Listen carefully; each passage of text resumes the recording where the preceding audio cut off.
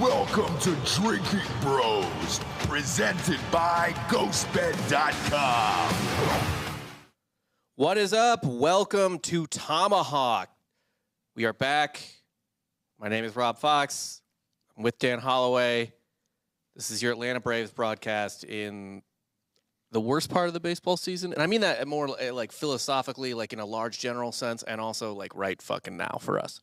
Well, no, it's been worse this year, I think. It's been, I guess, more miserable this year, but like I at least had more stamina. I'm not like I'm still optimistic about everything about the playoffs and everything like that, but I'm just like I'm fucking tired right now.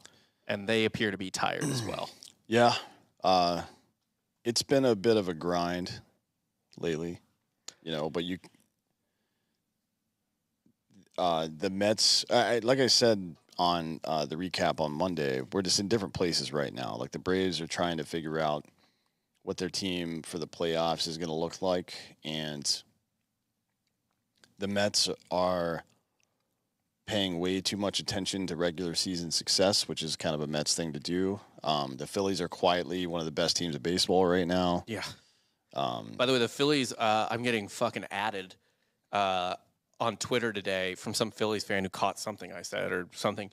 I guess they, in the second half, since the All-Star break or maybe since the start of July, like a top 5 fielding percentage, top 5 least errors in baseball. Yeah, that's interesting. I would like to see the defensive runs saved as well. Right. I doubt that because that's what I told the guy. I was like, yeah, you can't commit an error on a ball you don't fucking get to. Yeah.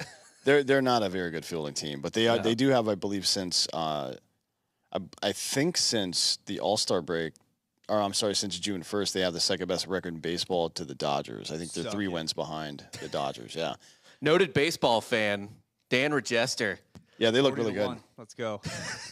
Well, it's down to 27-1 now. The last time I looked, but I'm pretty sure that's the smart bet, like the best value plus the most likely. Yeah, I love winner. that bet. But for the Braves, it's that time of year. They had a good game last night, but great game last night. Yeah, the starting pitching's been a bit dodgy lately. It's that time of year where you'll get a couple of errant starts. I think 2 out of Max Fried's last 3 starts haven't been exactly sharp. Kyle Wright had a kind of a shitty start last time out. Morton, I don't know what Morton's deal is. He either gives up no runs or 7 runs. Yeah, I mean Morton's the type of guy. I probably said this before, where it's like he's such an old pro that I almost don't even care. Like you want him. Like I know he's good. So if he has a bad start here or there, even 2 bad starts in a row, he's going to need to have like 5 bad starts in a row before I start to get worried about Charlie Morton. Especially because, given his history in October, like he's fucked. I'm not worried about him in October. No, it's certainly not. No. So I'm not worried about that. But yeah, man, this is like the grind days. And you are right. The Mets and Braves are in different places. The Mets are kind of where the Braves were a month ago, where everything was well-oiled, and aside from Albies, everyone was kind of hitting a peak, hitting a good stride, something like that. That's where the Mets are now. The Mets are, right now, they are a well-oiled machine. It's baseball, so that doesn't necessarily last for 2, 3, 4 months. As Spencer Strider said, we'll get into it later. We'll see what happens in October. But first, let's get into the Mets, or into the Braves, rather, because, like the title says, this is the fucking dog days of the season, and, man, we are beat up real bad right now. Yeah, a lot of injuries. Obviously, Albies has been out for a while now, and the people that have been backing him up haven't been very good. Arcia's been all right. Adrian's is whatever. I mean, Arcia's had his moments, I guess you could say. I'm pretty sure that Arcia has like a batting average below the Mendoza line since he took over full-time duty. Oh, sick. I honestly, legitimately, apparently only watch the games where he hits a home run because I'm always like, dude, Arcia's like crushing the ball. I mean, he runs into him pretty frequently, but yeah, the last 30 days he's hitting 216, so sick. That's not great. Robinson Cano's gone. He was never going to stick around. I don't know what that pickup was, but yeah, it was kind of weird.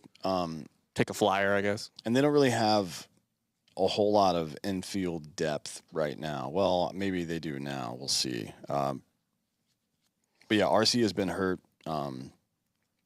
Albies is out. Adrianza, I don't know really what to expect from him. I expect him to be. I hope he would be at this point essentially a pinch runner. Yeah, you know what I mean. Like Matt Olson starts on second base in the extra innings or whatever. Like just put fucking Adrianza in there to run the bases instead. Yeah, but I want to start with, because this is one I was really interested in talking to you about.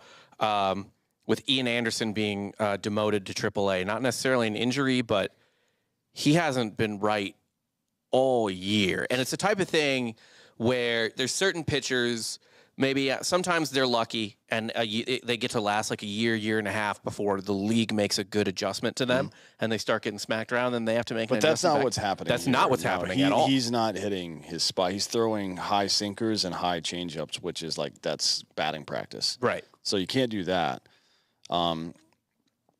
Fans of the show will recall me saying for the last 3 goddamn months that they need to send him down to AAA and let him figure it out in games that don't mean anything. They waited until the worst possible part of the season to do it. I mean, do you think they needed to wait until they picked up Odorizzi, or do you think they should have just traded for another starter earlier? I mean, they could have traded for another starter, or they could have had somebody that, didn't matter pitch those games. But you need him. Like he's shown great poise and success in the postseason. You need him to be back and ready for the postseason. I don't understand that move.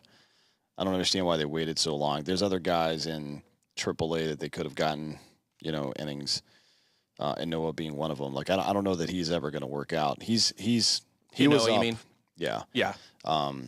Electric stuff was great in the first half of last year. Yeah. But yeah, It seems to be more of a focus problem for that guy. Well, he did get injured punching the dugout. Yeah. So. But we'll see. I mean, Anderson's still in the taxi squad, and he's played enough games this year to make postseason rosters no matter what. Yeah. He will actually. Anderson is still going to start a major league game this weekend. Because there's a doubleheader with the Marlins on Saturday, so he will be pitching on the big league club. Yeah, I thought Noah might get that, but they sent him back down. Yeah, I don't know what I don't know if Noah is like an emergency start. I really don't know what they're doing with that. But it is what it is. So what's Anderson going to work on at AAA? Release point. Like he shouldn't care about any of the results from any pitch he throws. He needs to find his release point in game situations. So what you mean is in terms of at the AAA, like it doesn't matter if whoever the fuck he's pitching to knows what pitch is coming and smacks it. All that matters is he's hitting the spot that the ball's supposed to go to. Correct, yes. Yeah.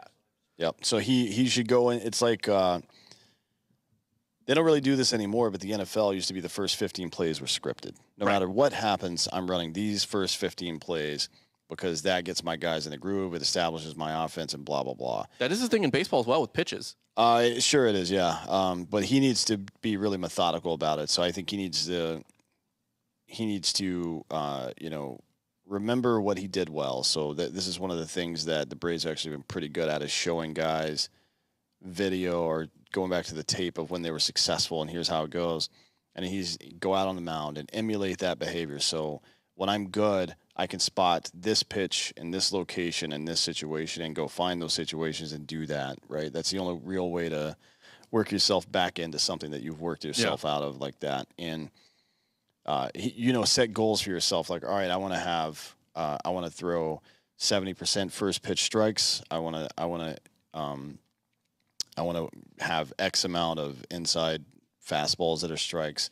I want to throw my changeup in these situations. And then the thing that's really been hurting him, aside from the command issue, is the fact that the third time through the order, he gets fucking hammered. Because he doesn't really have a 3-pitch repertoire. Like, he only has the fastball and the changeup. Yeah. So part of it might be developing a slider or something like that. I think that would probably be a good idea.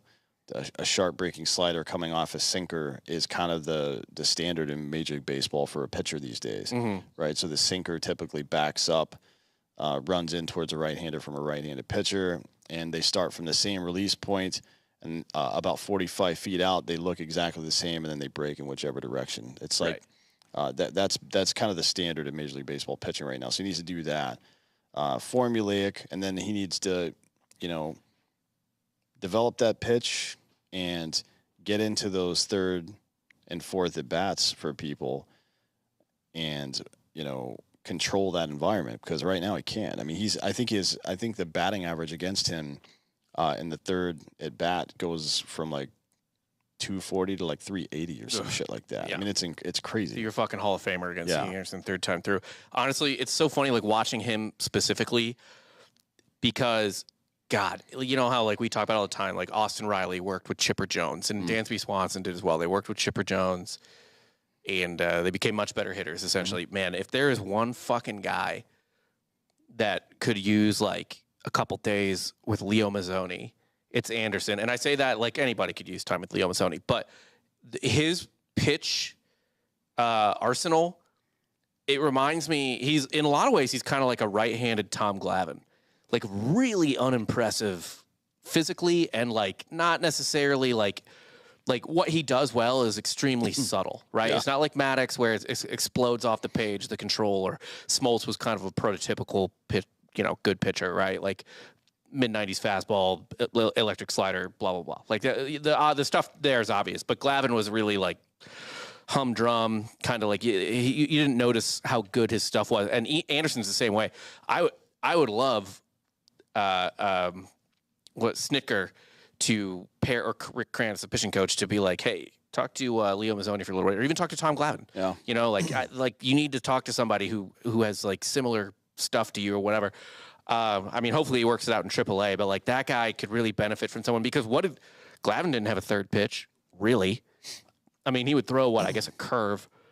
Well, he also threw two different, this is before the cutter was really popular. He threw two fastballs. Like he threw a 92 fastball and he threw an 88 fastball. It may not sound like much, but it's a big difference. Yeah.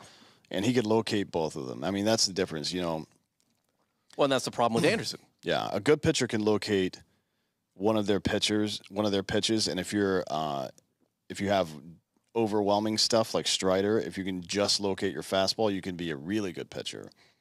But if you're Jacob deGrom or Max Scherzer, where you have 2-3 pitches in your arsenal and you can locate all of them, now you're elite. You know what I mean? That's a difference. And there's nothing stopping Ian Anderson from being elite. He just has to fucking find that, because he's got the sinker is good and the changeup is good, and they come out. When the changeup is on, the changeup is probably a top 5 changeup in baseball. Yeah, and they come out of the same arm angle. So if you can develop a slider out of that same arm angle, I mean, it also kind of relieves a little bit of the pressure. Now you've got something that breaks in the other direction. Yeah, and it like the hitter can't sit. Like if I'm hitting against Ian Anderson, I know I'm getting one of two things. I'm getting fastball away, right? Which is going to be more or less straight, or I'm getting sinkers that fucking start over the outside part of the plate and come back towards me, or a changeup that does the same thing. Like, yeah, I can fucking figure out a way to hit that if I'm a Major League Baseball player. Yeah, and the velocity is not exactly overwhelming. No, so I mean, this is a problem that a lot of pitchers have faced over the years, and he's like when he's been in big moments before everybody had the book on him, he performed really well. So it's not a matter of ability or confidence or any of that. He just needs a little more polish. He needs more weapons to fight, and that's it. And he'll be a great pitcher. So that's what I expect to see out of him at AAA. He'll probably come back up for the playoffs. He has one thing I love about him, and I've said this on the show before. He has great. One of the reasons I think he's good in October, even though his first October he actually pitched the whole thing in Texas, so not necessarily a factor as much, but it showed last year too. Just a great cold weather arsenal in terms of his pitches. Like I just think the World Series game he started, it was rainy and really fucking cold, and I was like, man, you could not ask for a better game to put. Well, if you throw sinkers and changeups, thick air is on your side. Yeah, for sure. And so is being towards the end of a season where your arm is a little looser, you know what I mean? So I think he'll be fine. I don't know how much he's going to contribute this postseason. I wouldn't be surprised if he came back with a sharper breaking pitch and dominated in postseason, to be honest, because he definitely has that ability. I mean, we'll see. They don't want worst case scenario is Odorizzi ends up being our 4th postseason starter. Yeah. Obviously, Soroka could still come back, so there's that. But, I mean, I think ideally we want Anderson back for the postseason. Next up, second base. Kind of an interesting situation now. Arcia is out, popped his hamstring. He's probably done for the year, I would assume. They put him on the 10-day DL, but Snit said they heard a pop, and that's typically not good. Yeah, I don't think we're going to see him. I haven't heard anything about the MRI yet, but I would assume he popped it. And now we're going to see, like, Albies isn't ready to come back yet, although he is swinging the bat now and everything. I think he's still probably a second week of September guy right now, so far as we can tell. Yeah, and depending on how Arcia's replacement does, I don't think they're going to rush him. Yeah. Because now one of the Braves, is this the Braves' top prospect? It is now, yeah. Okay, so the new Atlanta top prospect, Vaughn Grissom. This is a guy I've been telling you about recently. This is the guy who Dan has mentioned on the show and talks about endlessly off the show. You have been a big Vaughn Grissom fan since before the season started. He's a fucking A-Rod type player. I'm not saying that tongue in cheek either. I'm fucking serious. He's a big, strong kid that plays shortstop. But he's played second, short, and third so far this season. He's hit at every level, which is something you hear a lot about good prospects, but there's hit at every level, and there's hit at every level. So he's had WRC plus scores of 120, 135, 196, 143, and 147. Yeah. So all of those would, except for maybe the 120, would essentially give you Hall of Fame votes. I mean, 115 is a perennial all-star. Yeah. But so far across A and AA this season, 96 games, he's got 14 home runs, 72 runs, 67 RBI, and 27 steals. He is a 5-tool player. He also plays extremely good infield. It's going to be interesting again in the same way it was with Arcia having a natural shortstop playing second base, because with the shifts these days against right-handers, you don't lose anything by having him back behind second base. The only thing you would be potentially worried about is sort of doing the mirror image of the double play. Like that could potentially might take some adjustment, I guess. But he's played a bunch of second base this season. Yeah, I mean, true. I think the Braves, I don't know if they came into the season wanting him to do that, but it probably, I'd have to look and see, but I would assume when Albies went down, they were like, all right, let's get this dude some reps at second base just in case, and just in case happened. He got called up about a month ago to AA. We talked about it on the show. He's hitting 363. Slash line is 363, 408, 516, and a 924 fucking OPS you can deal with. Similar slash line in single A, so this isn't new for him. Yeah. His BABIP is high, which, sometimes can be an indicator that your average is a little higher than it should be, but it's 363 right now. Plus, this dude's fast as fuck, so he's getting on base in some situations where you normally wouldn't expect a guy to. The really interesting wrinkle, and it's going to be really cool to see him play, because he'll be the third top prospect for the Braves to come up and contribute this season so far. After Harrison Strider? Yeah.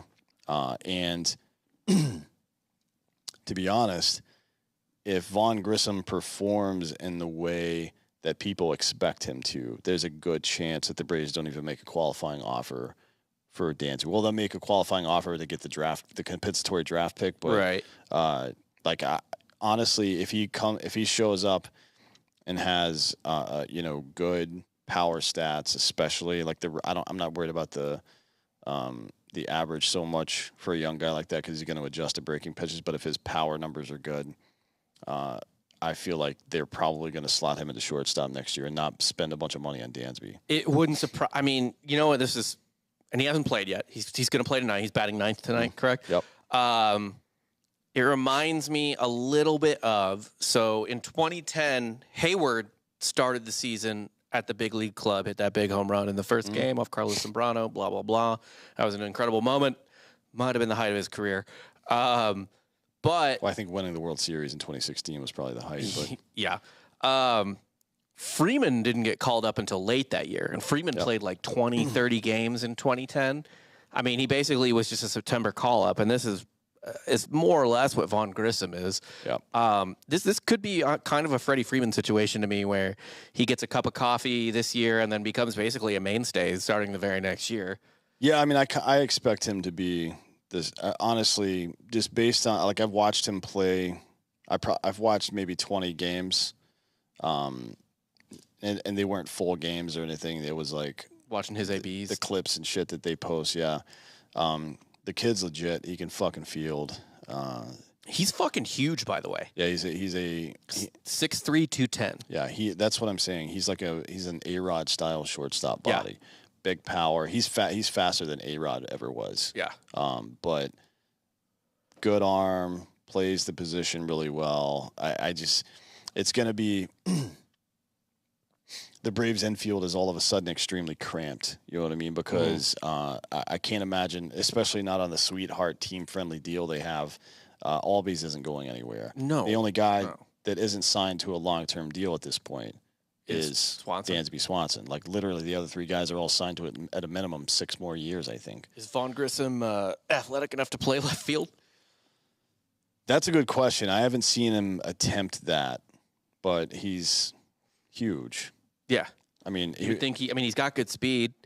Yeah. Clearly, I mean, if you can, I mean, in terms of just defensive, and look, infield and outfield are totally different things. Yeah. But I would just say in terms of pure defensive instinct, if you can play shortstop, your instinct on how to move around a baseball field is probably pretty good. I mean, Jesus Christ, in 2019, we put Austin Riley in left field, and look, we love Austin Riley's defense, but that probably shouldn't happen. And, you know, where you can't put William Contreras in left field. That's probably a bridge too far. No, and you don't want to use your backup catcher like that anyways. No. Like the honestly, the best thing that could happen for the Braves is that they have an everyday left fielder and they rotate Contreras between DH and catcher whenever he's spelling Travis d'Arnaud. Yeah.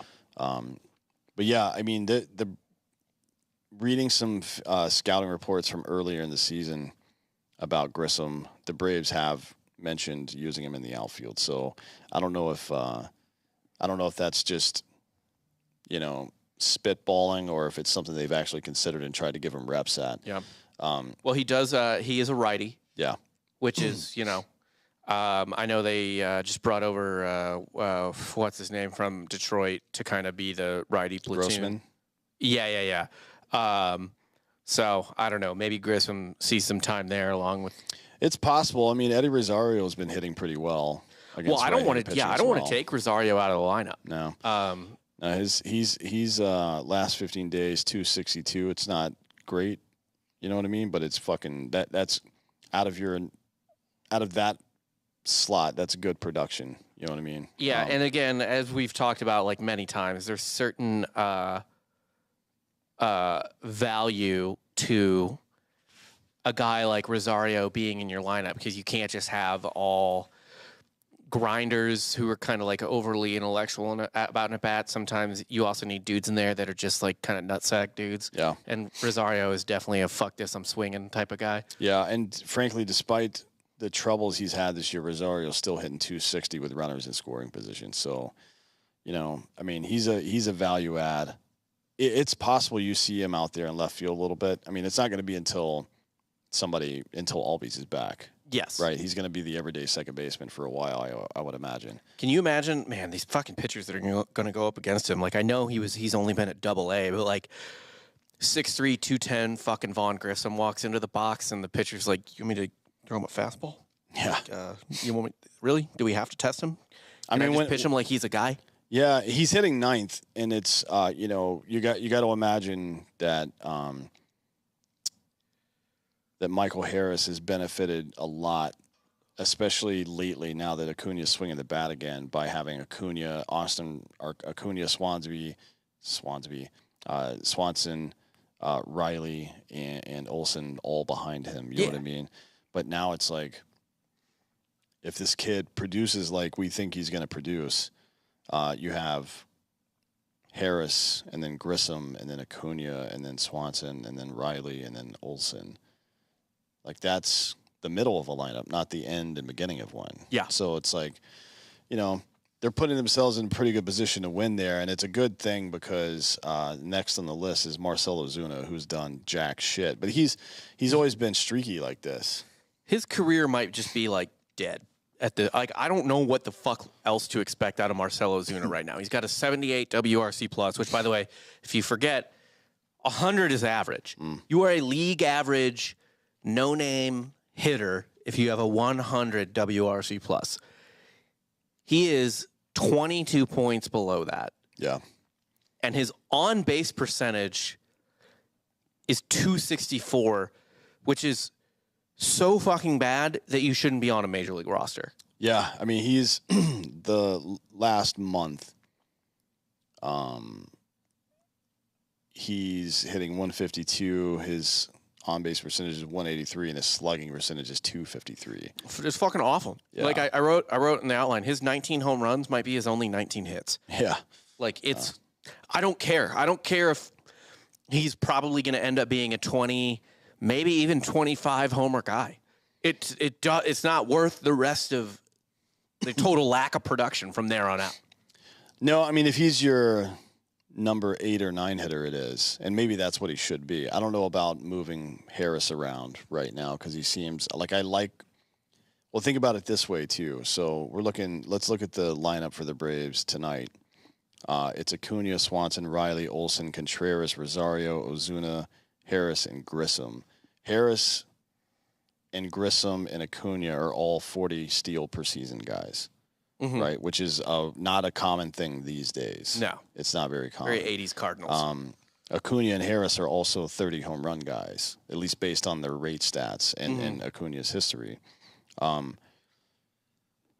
Does Ozuna fit in anywhere here anymore? Now, right now, Travis d'Arnaud's hurt, so Contreras is going to pick up a lot of catching time. He's not going to be DHing, so Ozuna is going to be in the DH slot more than he would be. But the word on the street is that that putting d'Arnaud on the DL was kind of a preventative thing, just to give him rest and shit. Which this is a really good time of the year to give your catcher some 100%. Fucking rest. Especially a guy that was injured a lot in the last couple of years. And by the way, a guy who the last couple Octobers has been fantastic. Yeah, he shows up when it's time to show up. So, giving him a spell right now, I don't think the Braves lose too much letting him hit right there because of how much Rosario is coming on. It's kind of evening itself out because the left field has been a black hole for them this season. And now it's just going to be like maybe DH. An average left field is great for us at this point. So, I think it'll all kind of work itself out. But it is interesting because he's only got 1 year left on his contract next year. I don't know if they fucking try to trade him or DFA and eat the contract or what. Who would want, between the domestic violence and the total lack of production, like you can, if it's a Deshaun Watson situation, you can justify that shit. But like now, with a 78 WRC plus and choking your wife is not really a great combination. You can only do one. Yeah, you can't have your cake and eat it too. Yeah. Do you think Ozuna starts in October? I don't want to go so far as to say that he doesn't make the playoff roster, but it feels like he might not be getting a lot of ABs. Because, I mean, if this maintains, why wouldn't you just do d'Arnaud, and Contreras from DH to catcher? Yeah, you could do that, or you could, let's say Albies comes back, but you don't necessarily want him out in the field. Grissom stays at second base, and Albies is your DH. That's a very likely scenario as well. Yeah. I think that's probably more likely than Grissom ending up in the outfield this season, especially in the playoffs. Like, you don't want a guy playing a new position in the playoffs. No, and I mean, but having him at second base and getting Albies back, like, look, Albies' glove is okay. It's above average. It's above average, but it's not like just common sense would tell you that Grissom is probably going to be quite a bit better than him for a number of reasons. Yeah. One, his range factor is higher. He's a bigger guy. He's got a bigger arm. Can't hit the ball over him as easily. Yeah, so you don't lose much by shifting Albies over to DH, and it also helps you to protect his lower body a little bit as he's recovering from this shit. That's probably what's going to happen, which leaves, Ozuna, because Albies isn't going to be platooned at all. So that kind of leaves Ozuna as the odd man out because you're not – I would rather – frankly, this is my perspective.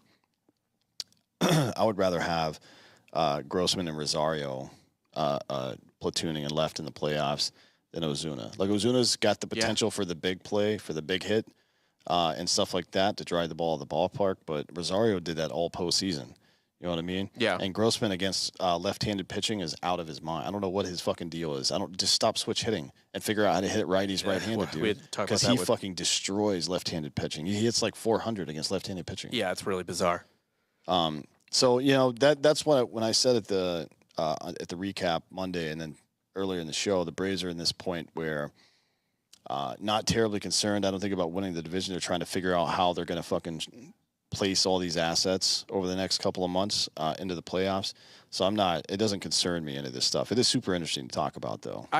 Look, I think we unfortunately have bled 2.5 games on our number one wild card lead. So we're 4 up instead of, or I'm sorry, we're not 4 up on the second place wild card team. We're just 4 up in terms of in the playoff picture. Yeah. So we've bled a little bit of that. So we're not guaranteed.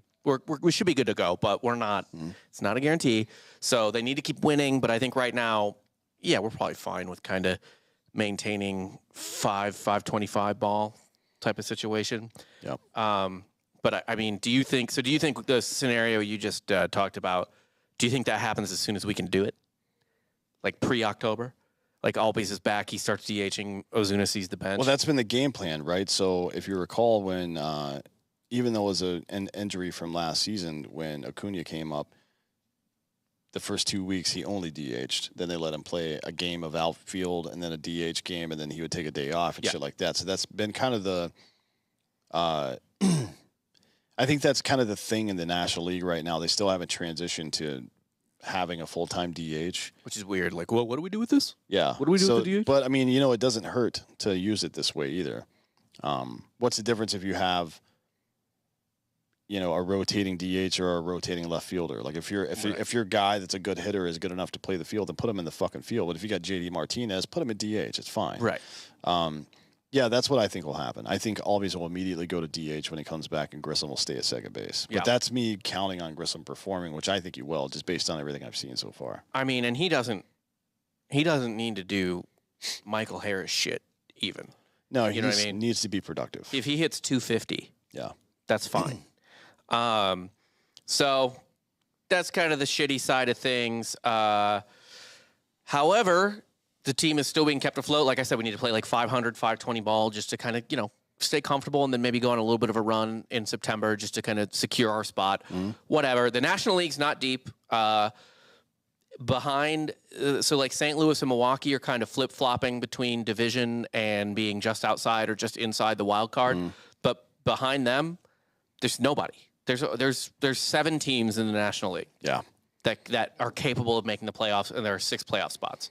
And the team that's going to be on the outside is probably the NL Central team, and they're a fair distance behind Atlanta.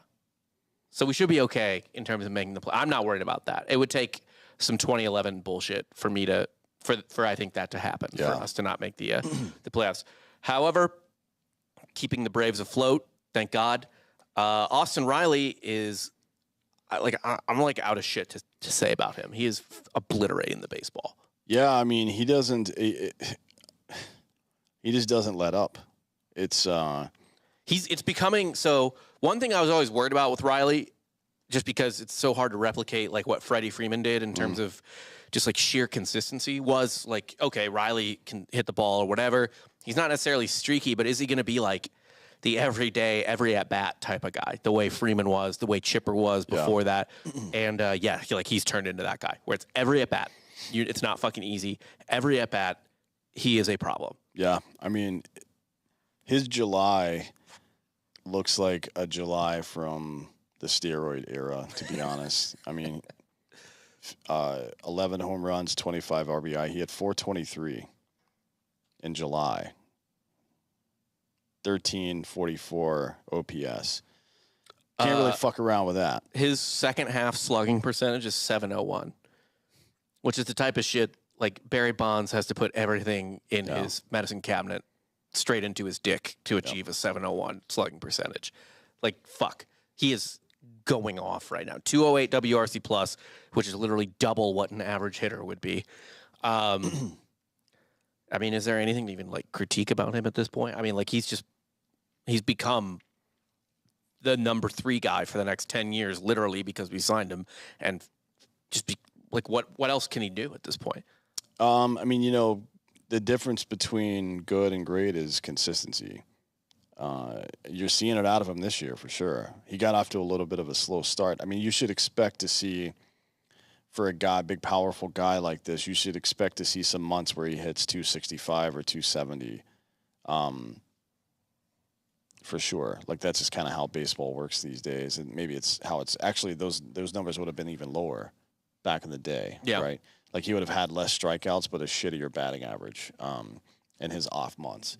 Now it's like his off months are 270, and his on months he's hitting 400. I mean, holy shit. Yeah, his second half batting average is what, 373 right now. Yeah. I mean, it's so funny too, because like, again, with Freeman and with Chipper, like, it was the type of thing where it's like you knew those guys were that sort of like locked in, intelligent hitter. But when Riley came up, he just seemed like, and it was fine for him to be this way because you need, takes all kinds. Yeah. He just seemed like kind of a big doofus who, when classic slugger kind of guy. Yeah, when he barreled the ball, he was going to murder it. And now he looks like the type of guy that could win a batting title. Yeah, I could see that. I mean, he's got a really good approach. Sees the ball well. He's smart up there. And now it's like, you'll see a guy shorten up with 2 strikes and go the other way. Now he's doing it with runners in scoring position. You know what I mean? That's the thing that really made Miguel Cabrera a great hitter. That's what took him from being an exceptionally talented young hitter to being one of the best right-handed hitters of all time. Is they're going to try to throw a slider off the plate and then pitch me inside after that to jam me up so I can't get my arms extended. Well, fuck you, there's a guy on second base. I'm shooting that ball to the right side and getting my RBI. I don't give a fuck about home runs. Right. With when you're that talented as Riley is and as Cabrera is, you're still going to get your home runs. You don't have to fucking worry about that shit. They're going to fuck up. They're going to hang pitches like that. The Acuña home run the other day was just a fucking shitty hanger. Anybody can hit that out. You know what I mean? That stuff's just going to happen sometimes. Take the RBIs when they're available. That's what he's figured out. Like, that's more important than any other stuff that's going on. And it changes your approach as a hitter too. So now the pitcher isn't pitching to get you out. They're pitching to limit damage. There's a difference between those two things. You know what I mean? And by the way, when a pitcher knows that you can do that, yeah, Miguel Cabrera shit or whatever, slap the ball the other way when you need to or whatever, that you have multiple ways to hurt them in your arsenal, they have to walk a finer line, which means they're more likely to fuck up, which means they're more likely to hang something or throw you a mistake. Because if nothing else, they're nervous, or they're trying not to fail instead of trying to succeed. Yeah, I mean, there's a very famous example of this with Miguel Cabrera, fucking the 2003 World Series, with right? Clemens. Yeah. Yeah. Clemens comes up and him on the first pitch, and he's 19 at the time. Yeah, he was a hot shot prospect, and Clemens was just like, "Fuck this guy." He buzzed him up and in, and then he threw a fucking pitch out over the plate, and he just drove it over the fence to right field. That's honestly, of all the people, I've been thinking about this for a couple of months now, trying to compare Riley to a right-handed hitter I've seen before. I think Miguel Cabrera is the most, not that he's necessarily going to accomplish everything Miguel Cabrera did. Yeah, not saying he's going to win a Triple Crown. But the body, they're both the same size, 6'3", 240, 250. Yep. The short, compact swing, the approach, the fact that their hips get moving first before the bat comes through the zone and the bat spends a long time in the zone. Very similar hitters, and you should expect that when he, takes the same approach that Miguel Cabrera did, you're going to see similar results. I actually do agree with you. I think they do have a similar swing in that it's a quick swing, but it like always looks long and slow. Yeah. Even when it's not. Like, it just looks like it's like with Cabrera and with Riley, I'm always like, man, how did he touch that? Like, it just looked like he was going in slow motion, then he just gets to that ball. It's been a joy to watch him, and obviously still great on defense, all that stuff. Hopefully, I don't know that he's like necessarily like a clubhouse dude yet, but he doesn't have to be either. Yeah, I mean, the Braves have a bunch of very excited Latin American players and then a bunch of boring white dudes on their team. I mean, I don't give a fuck who is keeping them focused and excited as long as it's happening. Yeah. And there's a reason that in the military you have a commander and you have a fucking first sergeant, right, in a company. The commander's job is to do whatever the fuck, give your fucking safety briefs, rah-rah speeches, and then do administrative shit on the back end. And your first sergeant's job is bullets and beans. You know what I mean? Like, make sure the players have what they need. So if a guy needs, if he needs to be reminded that, remember what Wash taught us the other day about backhanding the ball, for example. I could see Riley having that conversation with somebody. But if a dude's down in the dumps and having a fucking in a slump or something like that, I could see Ozzie Albies being like, "Hey, get your fucking shit together, dude. It's baseball. We're having fun here. Come on."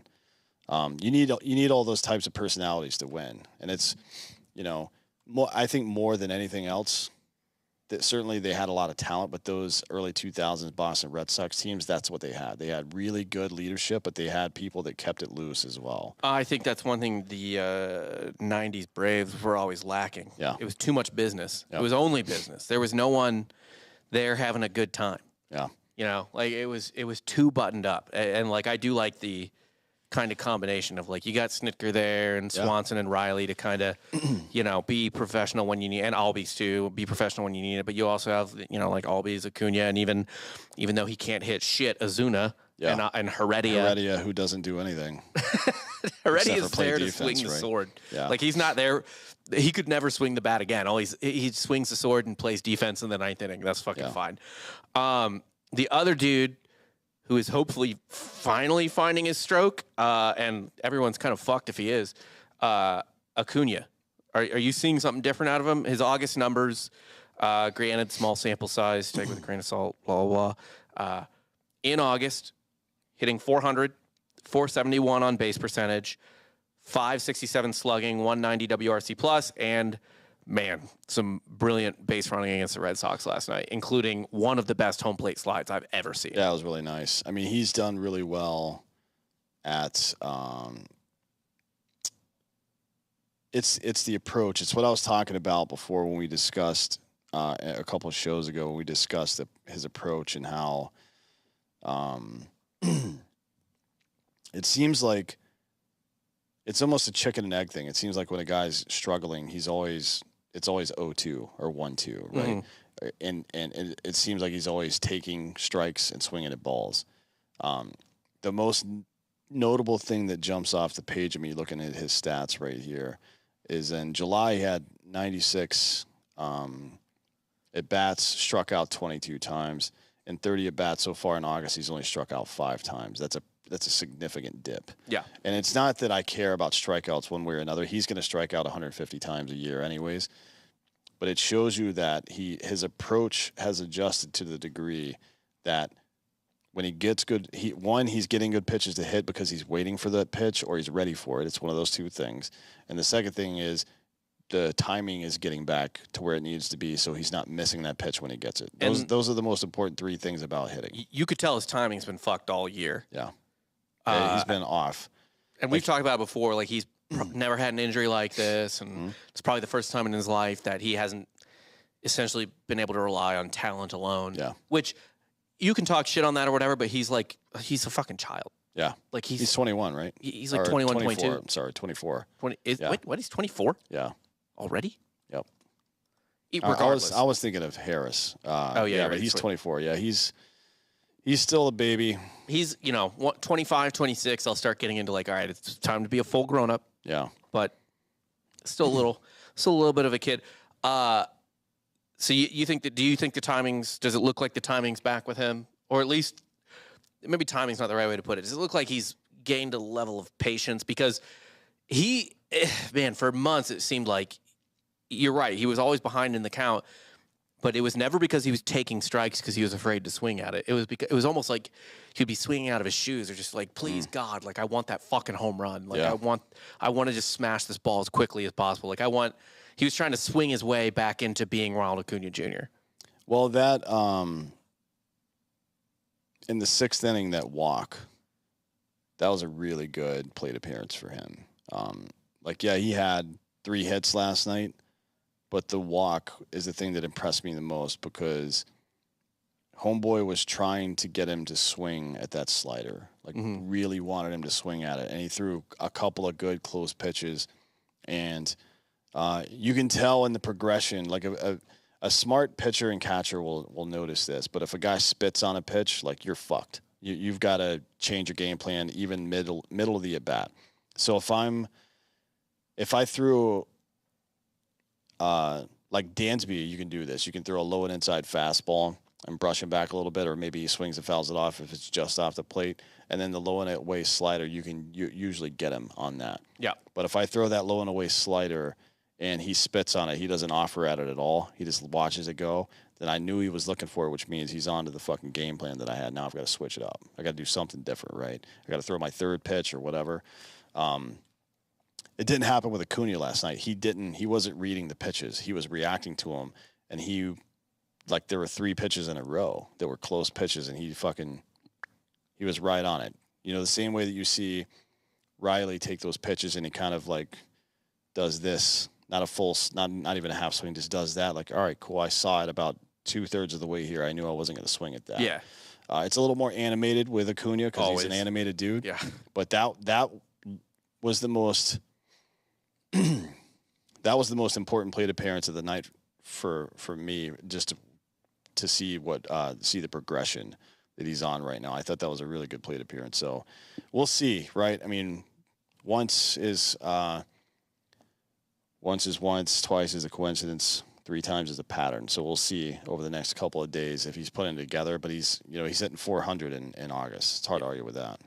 Love to see it. You know what else I love? MyBookie.com. If you love sports and you love making money and you answered yes to either of those questions, if you love those things, then MyBookie.com is the place for you. Not only does betting with MyBookie.com make every game more exciting, but when you sign up using the promo code Drinkin' Bros, your first deposit is instantly doubled up to $1,000. With thousands of bets to make on all your favorite sports, there's no shortage of ways for you to win at MyBookie.com. On top of having amazing lines and props, MyBookie is also home to several exclusive contests and promotions that you can't find anywhere else. They also have an awesome live casino with real dealers. It's not some sketchy electronic stuff. Highly recommend checking that out. I do it when I'm bored. Get off the couch and get in the game with MyBookie.com and turn your love of sports into your new side hustle. Head to MyBookie today. Use the promo code Drinkin' Bros to get your first deposit instantly doubled up to $1,000 and start winning now. Bet anything, anytime, anywhere with MyBookie. One dude that I'm going to bet on forever, both for strikeout overs and also just because I fucking love him, is goddamn Spencer Strider. That guy doesn't give a shit. You don't hear rookies talk shit very frequently, although when his average fastball is 100 miles per hour, I guess he can say whatever he wants. Yeah. Unless you're Jordan Hicks and you can't locate. But, I thought it was after the Mets series, he said he's just repeating what people and on SportsCenter and Baseball Tonight and the Braves broadcast, Chip Carey is talking about it, and it happened early in the season and those first couple of series when we ran into the Mets as well. A lot of low exit velo hits. Now the Mets fan base wants to have me believe that's strategic. Getting jammed is not strategic, asshole. Like playing small ball, like some of the stuff they did was strategic for sure, but hitting balls off the end of the bat and getting jammed and those things becoming hits, that's not strategic. That's good luck, and sometimes you need good luck to win. Maybe this is their year, and that's the kind of thing that's going to continue happening. But Spencer Strider saying that they're getting a lot of luck offensively right now, that's not a crazy thing to say. No, I have the full quote from Strider just because I love it. They seem to be having this is about the Mets. They seem to be having a lot of luck right now offensively. That's great. It's August.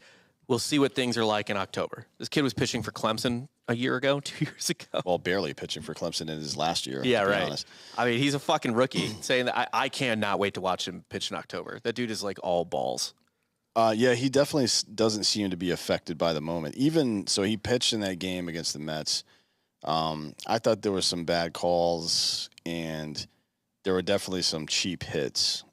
That's going to happen sometimes. I'll say he was a little inefficient that game, though. Yeah, he was inefficient, too. He wasted a bunch of pitches, which, that's one of the things he's going to have to learn as he gets older is if a team is up there to make contact, then you have to pitch strategically to contact. You're not going to strike out a bunch of fucking Ozzie Smiths. You know what I mean? Like the Cardinals used to drive people crazy with that bullshit. But as far as, the rest of this season goes and the playoffs, it is going to be very exciting to see what happens when he faces off against somebody like DeGrom in the playoffs, right? Yeah. We'll see. You don't see him get shook on the mound. He doesn't one of the problems with Kyle Wright was supremely talented, but once he got challenged, he fucking lost his shit. You know what I mean? Yeah. That's not been the case for Strider. As a matter of fact, he gets better when things get worse. So, he kind of enjoys it. He kind of enjoys the challenge. Yeah. I think he's he's kind of a dick, to be honest. Like I really do. Yeah, but he's our dick. Yeah, I don't think that I would want to hang out with him, to be honest. I don't get the vibe that I would want to hang out with this dude. But if he's going to win ball games for us, then I'm fine with it. I don't have the exact quote here, but I really enjoyed the press started asking him like, well, Spencer, we trade for Odorizzi. Like, is it because you have an innings limit? You never pitched this many innings or whatever. And he's like, yeah, I've been reading a lot about that. I'm glad there's so many innings limit experts out there. He was like, I'm fine. My arm feels fine. Like, I don't know. I mean, and look, if you watch Spencer Strider pitch, if you're listening to this podcast, you do because you're a Braves fan. Fuck his arm. That guy's legs are insane. Yeah, he's not. He's not. You can tell not just like even if you only saw his upper body in the video, you could tell that he's not generating power using his upper body. So I don't. I think his torso is like 1 foot. Yeah, you know what I mean. Like he's all leg. Yeah, he's got like in the same way that Michael Phelps has the perfect swimmer's body. I think this dude might have the best body for a power pitcher because everything's compact. And he generates most of his power from his lower body, which is, less prone to injury. Yeah. Obviously for a pitcher especially.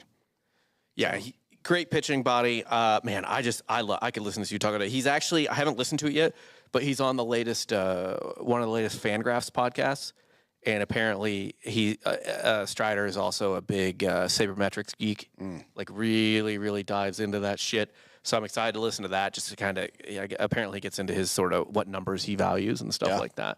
Which will be exciting to hear. Yeah, it's exciting to see these, like Odorizzi coming over. What we need out of him in the playoffs is 4 solid innings in a game, right? We need that. Not necessarily at the start.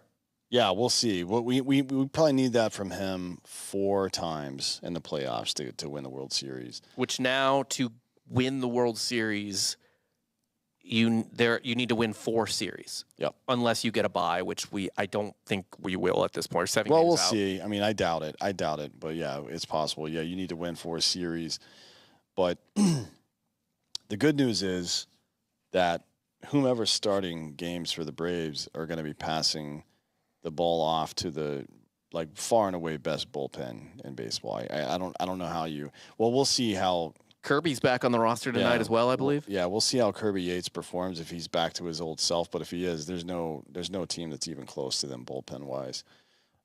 Rizzo Iglesias came over and did exactly what we thought he would, and I think that actually helps Kenley Jansen quite a bit as well. Takes a lot of pressure off. Yeah, it takes a lot of pressure off of him, and then you have Matzik, Mentor, who have both pitched well. Mentor like an all-star this year for sure. I mean, they have 2 bullpens essentially. Yeah, they could pitch half their guys one night, half their guys the other night, and both are fucking shut down. Especially if you get 5 out of your starter. Yeah, this is a really interesting bullpen, especially if everybody stays healthy. So let's say, you're getting 3 innings, including a closer, out of each game from your bullpen. You flip flop Iglesias and Jansen in the closer role, and then you have Dylan Lee, Matzik, AJ Mentor all from the left side.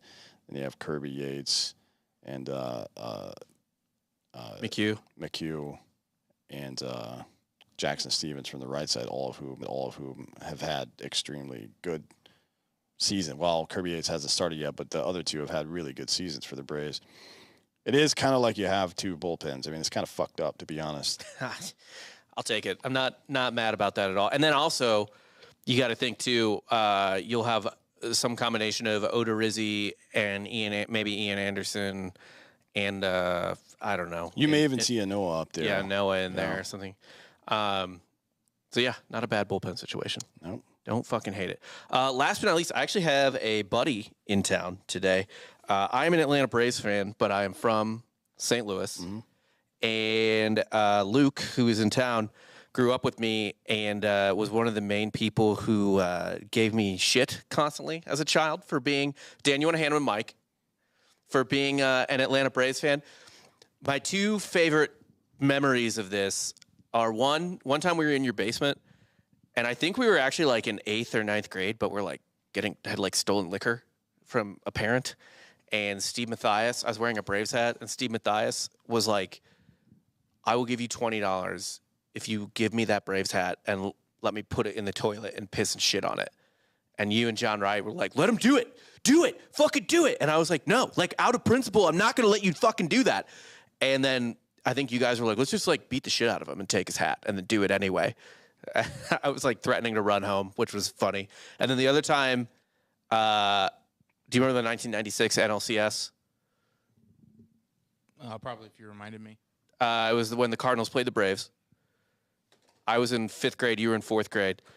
But you and every single other fucking person at Christ the King made my life a living fucking hell for a week and a half. Well, you deserved it. I mean, St. Louis is a baseball town, obviously. We love our Cardinals. And, yeah. And you are you are the biggest baseball nerd that I know, like by far. And for you to be a Braves fan amongst all of us was always just kind of a weird thing. I'm a front-running bitch, essentially. Like, that's all it really was, like that and TBS. Like, the Cardinals sucked, so it was boring for, like, 3rd grade me to watch. And then, like, you get to watch Greg Maddux instead. But, dude, like, I remember, like, I've never wanted to go anywhere less than to school for that, like, week and a half of the 96 NLCS. You should have worn a Javi Lopez jersey every single fucking day. Yeah, he fucking raked. Yeah, he had, like, 570 in that series. I remember walking into... Actually, another funny thing from that series, we did this to each other a lot, but from that series, every time the Cardinals won, you would fucking call me, and this is on, like, the house phone, and you'd be like, did you watch the game? Like, my parents would be like, Robbie, it's for you, and I'd get the phone, and be like, did you watch the game? And I'd fucking hang up immediately, and then when the Braves won, I'd do the same thing, and you'd just be like, fuck you, and then hang up the phone. You know, I used to really twist the screws on you for a while whenever the Braves were so bad for so long until... I could tell that it like really genuinely hurt, and then I just kind of laid off. I was like, all right, this is just way too important, dude. I'm not even gonna do this anymore. I wanted to like commit a murder after that NLDS or during the NLDS in 2019 when you guys scored 10 runs in the first inning. I was just like, I went to dinner with friends. Like I left in like the 3rd inning to go eat to like at a happy hour, and my wife. It was me, my wife, and another couple. And like you were texting me, and I remember you texting me like halfway through the inning, and you just go, "Oh, dude, not like this." And I just like I felt genuinely bad for you. I remember that. I put at work happy hour, and I was like, "Yeah, my buddy's probably about to kill himself." I showed up to that dinner and didn't say a word for like 10 minutes, and they were like literally everyone was like, "What the fuck is wrong with you? Like, what is like emotionally wrong with you right now?" And I was like, I don't want to tell you because you're just going to think I'm the dumbest person alive. And I told them, and they were like, God, Dave, one of them played college baseball. And he was like, calm down, man. Like, but yeah, I have fond memories of you guys giving me like unlimited shit as a child. So for all the Tomahawk'd listeners, he's earned his stripes. He's been there and taken a lot of shit to be a Braves fan for a very long time. Appreciate it. Thank you. So I just wanted that validation live on air. That's all. That's all I got for today. You got anything else to talk about the Braves with? No. No? Nope. Well, we'll see what happens tonight. Should be a good game. Yeah, I'm excited to see Vaughn. We'll see you guys next fucking week.